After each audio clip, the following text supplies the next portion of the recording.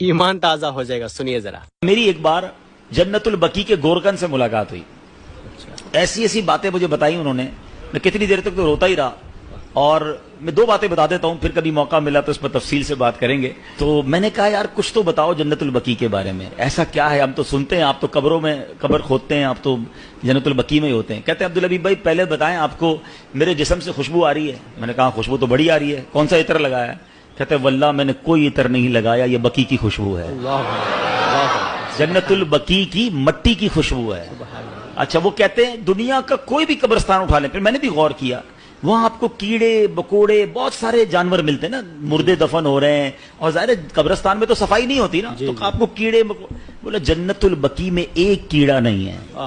یعنی میں آپ کو روحانیت والی باتیں نہیں بتا رہا, روحانیت تو اندر کیا کیا ہوگا وہ تو اللہ جانے, اس کا حبیب جانے, اس کی کیسی کرم نوازیاں ہیں, میں تو جو نظر سے آنے والی چیزیں بتا رہا ہوں. کہتا